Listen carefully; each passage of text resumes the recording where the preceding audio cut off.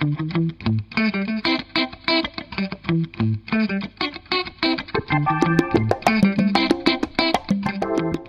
to Cyber Sentries from CyberProof on True Story FM. I'm your host, John Richards. Here, we explore the transformative potential of AI, cloud, and cybersecurity, where rapid innovation meets the need for continuous vigilance. This episode is brought to you by CyberProof, a leading managed security services provider. Learn more at cyberproof.com. On this episode, I'm joined by Edy Almer, who leads the agentic product offering at CyberProof. We talk about how AI is moving cybersecurity beyond just detection to automating parts of the response itself and the organizational hurdles that come from making such a shift. That speed is increasingly important, as recent cybersecurity research from Anthropic is showing attacks are becoming less linear and more distributed. What does that mean for the way security teams detect, respond, and adapt? Let's get into it. Hello, everyone, and welcome to today's podcast. I'm super excited to have Edy Almer on the podcast, a former CPO and VP, currently really leading the agentic offering at CyberProof. Edy, thank you so much for coming on the podcast.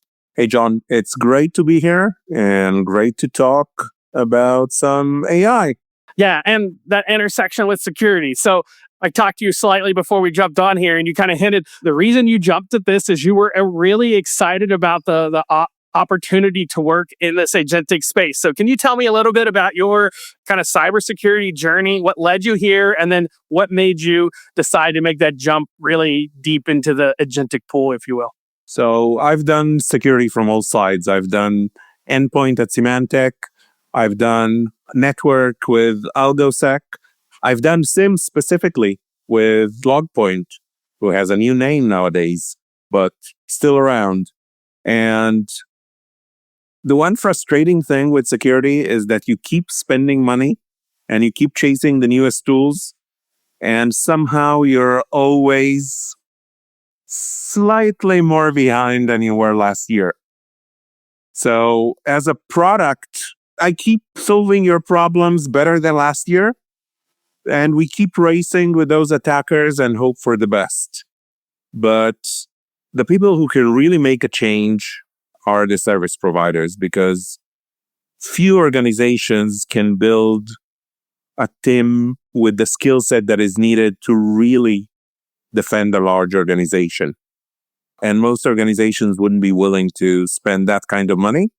And for the people doing it, it will be kind of frustrating to sit even in a very large bank that gets a lot fewer interesting attacks than we get for several dozens of very large customers. So being at a service provider and one that is willing to invest heavily into agentic and that is closely partnering with Anthropic and with Microsoft and with Google, that's a dream come true for a product guy. So being able to product manage that agentic transformation was an amazing opportunity, one that I couldn't pass. You sound like a guy who likes challenges, because a lot of people I talk to say, oh, you go into a role like that early on to get that, because as you said, you see things you don't see elsewhere. You get just a breadth of experience, and then they want to leave and go to one of those other places for like a cushy job where you can kind of relax a little. It isn't all the crazy stuff that you see, but you're on the other side. You're like, no, I keep wanting to see new challenges. I want to be on the forefront. So I'm excited to hear about what these new challenges are that you're working to solve. So what does the landscape look like right now that you're kind of addressing? Even before the landscape, the challenges, I started with, hey, is this AI thing really good enough? If you remember, if you've been in cyber long enough, there has been a wave of AI in cyber roughly 10 years ago that kind of fizzled because it was not good enough, was not strong enough. All those UEBA vendors and all those statistical detections that maybe found something but created a lot of noise.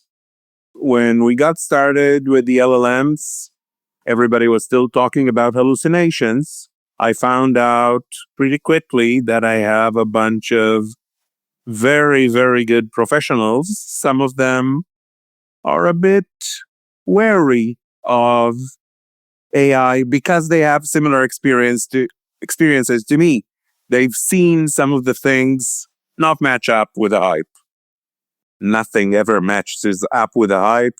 Raise my hat here to cybersecurity marketers. They're amazing. I think Anthropic has done an amazing job in the past few months.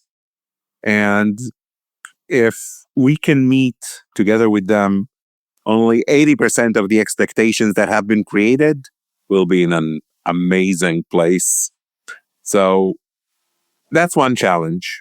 But the real challenge is adoption and getting people on board and using the tools that the agents that we're building for them, because those agents, they're not living in vacuum and they're not replacing the experts that are there. None of them yet. So we need to make sure that we're building them in a way that A, they're trusted, and B, they are used. So that was one challenge. The second challenge was, of course, getting them to be good enough in an absolute way, basically never hallucinating. And that has actually been an easier than expected success. It's great that I have an amazing team, but I think that our approach and the harness helped very early on move away from any hallucinations. So from that point of view, we've done well. And now it's down to, as we are an organization that meets their customers where they are, maybe we got it great for Sentinel and we got it great for SecOps, but we still need to do it for Splunk, and we need to do it for QRadar, and we need to do it for every single combination of tools out there that our customers have. And some of the things we're doing are tool specific and creating great results for some tools, but some other tools needs to be fine-tuned and improved. So there's still significant work ahead of us, but we're past the initial adoption barrier. We already have most of our customers using at least one agent, and we have some of our customers using a big proportion of the agents that we made available. And the great thing is that every single one of them is seeing value. You mentioned like marketing announcements and stuff that come out of Anthropic and kind of the new feature sets as those advance. How has this kind of agentic work and offering adjusted as models have improved? Like, is that a big impact on what is possible for your team? Or are you building in such a way you're more dealing with new challenges those bring? So like, are these, when you hear about new stuff coming out, is that like, oh yes, maybe we can do more than we could before? Or is it, oh, here's a whole new wave of things I need to be prepared to handle? Like how connected in are you to using those tools versus dealing with the challenges they bring? Great question, because what we're doing is we haven't placed a bet on a specific approach. What we've done is we've built a harness, especially for the investigation part, that allows us to continuously compare the results of various agents, various models, and our own human team, at least in the initial stages. Slowly we're moving off that because we've gotten to a stage where the agentic ones are doing great, and now we're more comparing agentic to agentic. But we've built the harness that can decide whether we're running something fully automatically in SOAR, or we're running it agentically end to end, or whether we're running it agentically and then handing it over to an expert that does the final leg. So we don't introduce risk for any of our customers that is risk averse. So actually, our agentic response is sometimes slightly slower than our automatic response because a human is always reviewing. In many cases, not in all cases anymore, but in many cases still does the review. And in other cases, we might actually need additional input that the agent doesn't have. For example, be able to ask a user whether they intended to do something when you're investigating really suspicious action on an endpoint. But if you are able to make a phone call to the user and he tells you, oh yeah, and I have many of those users in my group, my developers are getting those phone calls from my analysts quite often. Hey, did you really mean to run that malware? Oh yeah. Then the context is built. And after every new developer is being added to the group of developers that is doing bad things, but with prior approval, then it gets easier. So looking at the kind of AI landscape where we're at right now, what are you seeing as kind of where things are going or next step? What are teams needing to be aware of? Like how important is it to be on top of kind of these announcements and stuff that are coming out? You have to be on top of the announcements, and you have to keep trying a huge number of things all the time. We're probably spending a significant percentage of our time simply testing new things and not necessarily writing new agents, but rather verifying, hey, if I am using this model instead of that model, what are the guardrails like? What is the cost ending up like? Are the outputs really complying with my requirements? And the amount of tokens that I'm spending is indeed what I'm expecting, or are there variations? All of that, there's a lot of that work going on. And I'm guessing the time is not far when we will start doing that agentically. So whenever we have a new candy, a new toy from Anthropic, then we'll get it to work immediately across the board in all the use cases and immediately verify how much better it is, not on a general benchmark that is, the best we can do. But the problem with benchmarks is that it's very hard not to taint the training data with the benchmarks. A benchmark really measures how well the model does on the benchmark. And this is why one of the reasons we built our harness in-house, and we're testing not against very nice, very varied set of test cases that would be a benchmark. We're taking the benchmark into account, but what we're really doing, we're running this on our own use cases and always on new incoming use cases. And we can afford to do it over a significant enough time and a significant enough number of cases that we're getting good results. So this is what we're usually doing. And we've had a recent announcement of partnering with Anthropic, and we're already Microsoft and Google partners. So my developers are having a field day. Yeah, talk about wanting new challenging. Yeah. Hey, I need you back here. Eyes of me. But yeah, they're having fun.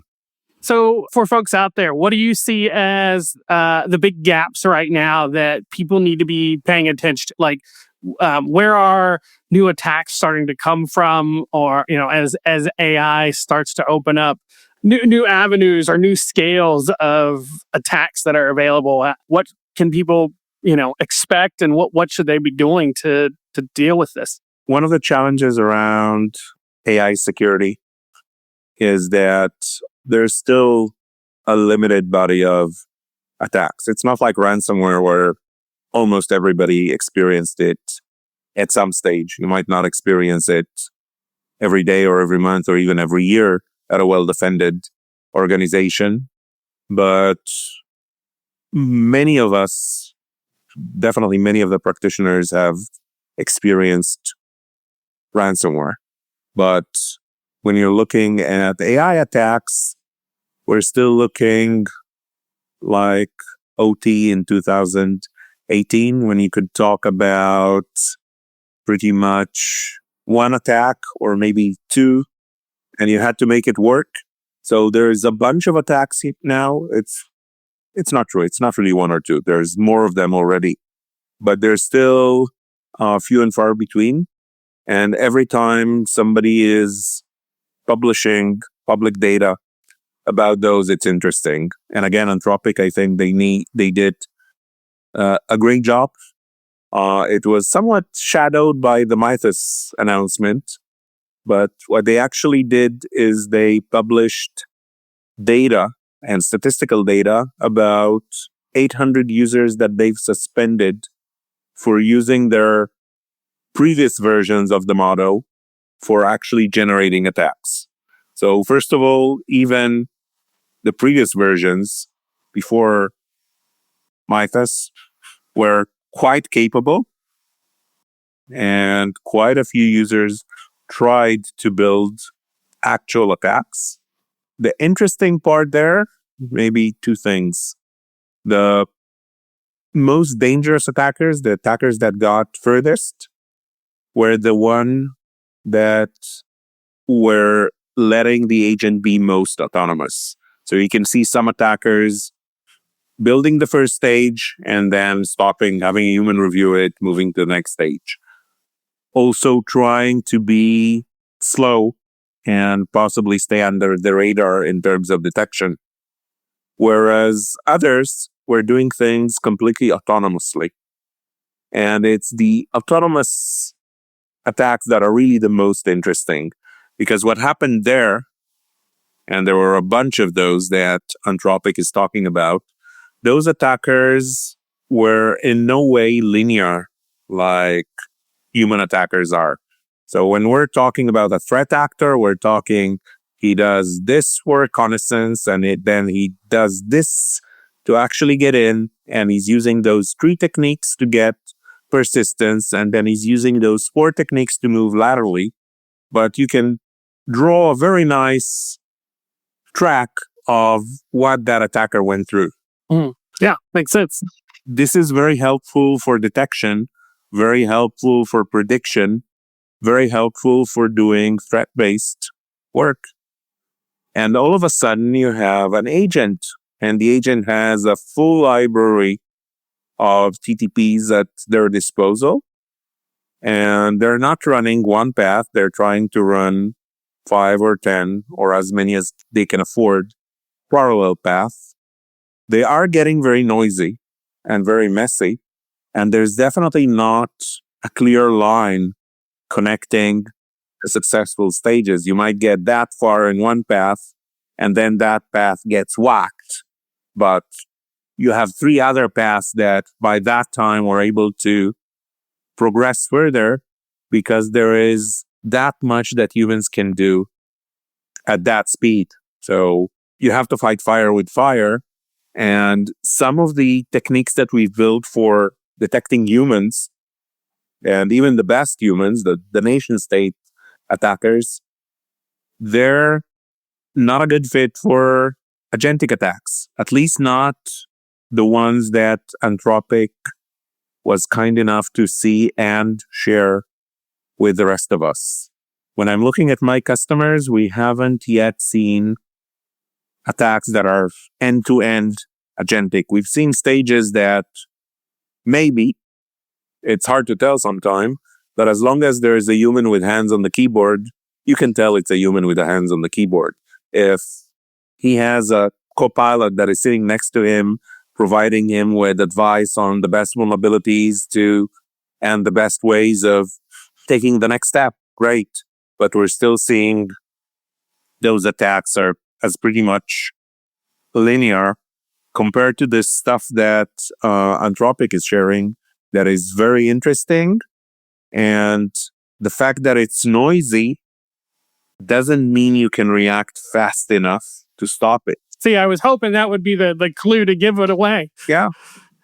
Take another example that is a recent example that has been in the news, the jailbreak that happened and attacked Hugging Face. That agent was also running its attack on its own. It was trying so many things until it found the thing, right? We're hearing the story about what succeeded, and it sounds like it's linear. But what the agent really did is tried a lot of things until it found what was there. And the problem is that the defenders had to sift through all of that, and they needed an AI model to help them because they couldn't keep up with the rate. They were not automated enough in terms of triage and basically finding that one path that was happening and of understanding and reverse engineering the attack steps. So where things are going is we'll have to automate the defense because the attack is becoming automated, even if the examples for now, they're few and far between, but still there's more and more of them. And even with the guardrails that we have for Anthropic, for OpenAI, we still have open source models from China and from elsewhere that are almost as, or slightly more, depending who you're listening to, as capable as the frontier models. So it's just a question of time until we're seeing more and more of those attacks. And cybersecurity, that's interesting times ahead for our team. Yeah, I'm reminded of like some of the missile defense systems, and then the result wasn't to build better missiles to get around them. It was to fire so many missiles that it just couldn't keep up. And it feels a little bit like we're shifting into that, where these autonomous things are hitting just so many areas that trying to keep up gets overwhelming. And you're like, oh, I need my own kind of similar response to be able to handle that. And when you're talking about that, a reminder, I'm Israeli. I'm looking up, right, to see if there's anything, basically pricking my ear to hear if there is anything. We've definitely experienced the method of basically sending that much different ammunition points that the defense systems are saturated. And what we need is basically not just automate, but automate at a price point and at a volume that will be able to deal with that kind of attacks. Do you or have you started? Are you seeing out there, or have you started to look into what does it look like to do that? I know it's very early stages, but of course, once you hear about it, it starts to get buzzed. You'll have copycats and things like that starting to occur. So, as you think about that, is there anything on the team, or maybe you're seeing in other groups that are like, okay, do you need to build something very specifically to look at this and try and handle it? Or is it a reaction once it starts happening? Then you task something to start analyzing that noise and try to get ahead of it as a reactionary step, or is it so early we're just kind of waiting to see where this will develop so that we know what kind of defenses might make sense? Interesting question. So I have a specific developer that is building attack simulations specifically for making sure that our detections are all healthy. When you're looking at that Anthropic attack I was discussing earlier, we can fairly easily ask an agent to chain all of those together, run a bunch of them in parallel, throw them at our system and see how we're doing. No, we haven't done it yet, but it's a great idea and we will. You've just made another developer happy. Yeah. That's an interesting one. Well, I like making developers happy, so that's good to hear that. So, what's next for your team? What are you guys focused on right now? And what should people be checking out at CyberProof?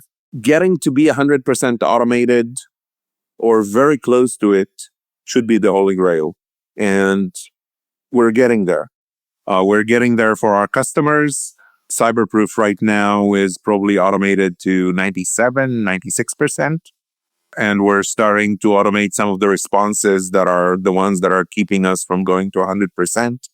When you're, for example, going to suspend a user for 15 minutes to finish an investigation, it's no longer a discussion with the CISO.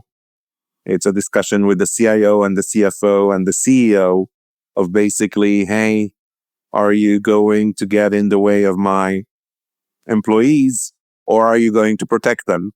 those are the steps that we know they're hard for our customers to get through. Basically approve all those automated responses. Some of them easier than others, some of them quite hard. That's one step we're taking. And we're continuing to improve detection and put everything into an automated flow. And when I'm saying everything, so detection, there's a bunch of vendors out there that are doing AI SOC or agentic SOC, and they've automated specifically the investigation part. But many of them have shied away for good reason from fully automating the response part, because not every customer is happy to do it, not with an AI vendor they don't trust yet. So it's never a step one. And then there's a bunch of other agents around it, the ones that are building detections, because if your detections are not good enough, the investigations can only do that much. Basically using threat intelligence in a good way so that every time there's a new campaign, you immediately threat hunt and immediately create new detections and immediately investigate the findings of those threat hunts and immediately remediate and block whatever needs blocking, or be able to go to your board and tell them, yeah, sure, there is a SolarWinds-like attack happening right now, but we've validated they're not on our network. And we know that we are protected from the point of view of our tool configurations and our SIEM detection. And being able to say it mere hours after the first news of that attack. So that's what our customers can expect today. And those feedback loops that we need to close to make all of that not just possible, but stable and continuously improving, that's where the effort goes now. So the main path is already working, and now it's the feedback path that is being improved. Back to your thing about, some of the challenge here is very human of, are you comfortable moving to automating those responses? Are there use cases or numbers that you kind of go to help when you need to, like, somebody's like, am I ready to move to this second stage and automate more? That says, like, no, here's the value you get. Even, if you're willing to trust the vendor, like, here's why it's worth doing that. Do you have any like stories or things there that you use? This is sometimes more organizational than it is necessarily technical.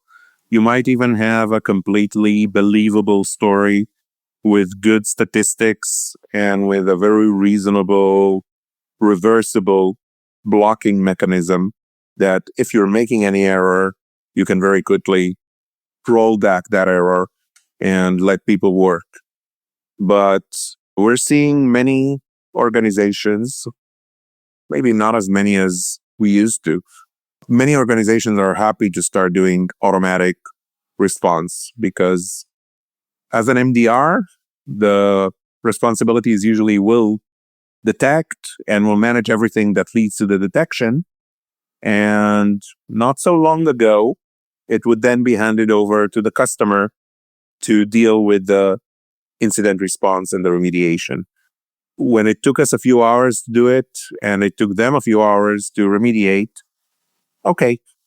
But now when it takes us 5 to 7 minutes to do all our stuff, and if it still takes them a few hours, then it's putting pressure on the process. We still have customers where the team that is doing the response is not even the security team. The security team would hand over to an IT team, and they will be the ones suspending a user if they're happy with what they're seeing. And then you might have not just one person who needs to agree with you, but possibly more than one. And that's one of the areas where there is a pretty significant disconnect between what can be done for the best cases, where we're down to under 10 minutes, we can detect a new, completely unknown threat before, remediate it, put controls in place that would make sure we're catching it next time, and report. That's at one edge.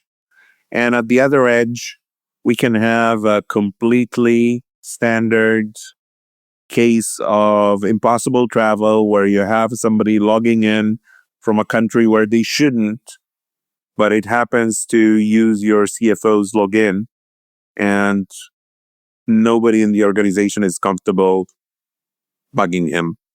And it might take a few hours until that is remediated. Yeah, the tech can't, and AI itself can't solve these human challenges. But it sounds like part of your strategy there is just to create such a fast, improve what can be automated to the point where it's more glaring the more steps you put in front of it. And so now you're like, oh, are you really going to wait hours and at risk versus letting this automation happen there? We're helping our customers convince their organizations that it's the right thing to do. I don't think that I have many of my direct customers, basically the security guys, that are saying, oh no, don't do this. What they're saying is, yes, this makes a lot of sense, but I need to get approvals from people that are not reporting into me to do the things that you're suggesting to do and that make perfect sense. Well, Edy, thank you so much for coming on here. This has been fascinating. I've loved hearing about the world from your viewpoint and the dangers that are coming, but also hearing that folks are paying really smart attention to those and figuring out ways to kind of get around that. Before we wrap up here, where can folks maybe connect with you? Anything you recommend they check out over at CyberProof? Where can they check out this product or learn more? I'll be very happy if you're visiting our agentic webpage, or if you have any question for me. My email is edy.almer@cyberproof.com, EDYALMER, cyberproof.com. And I'll be happy to chat with any of you who would like to chat. Well, awesome. I'll make sure we put the link in the show notes, not your email. They got to listen if they want to get connect you, so you don't get a bunch of bots coming to you. But thank you for that information, Edy. It was a pleasure having you on here. Yeah, thanks for coming on the show. Thank you, John. Loved it. Pleasure talking to you.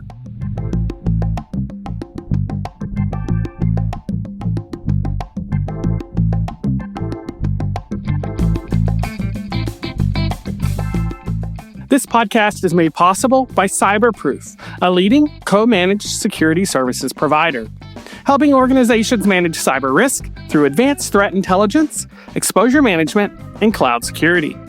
From proactive threat hunting to managed detection and response, CyberProof helps enterprises reduce risk, improve resilience, and stay ahead of emerging threats. Learn more at cyberproof.com. Thank you for tuning in to Cyber Sentries. I'm your host, John Richards. This has been a production of True Story FM. Audio engineering by Andy Nelson. Music by Amit Sagi. You can find all the links in the show notes. We appreciate you downloading and listening to this show. Take a moment and leave a like and review. It helps us to get the word out. We'll be back next month right here on Cyber Sentries.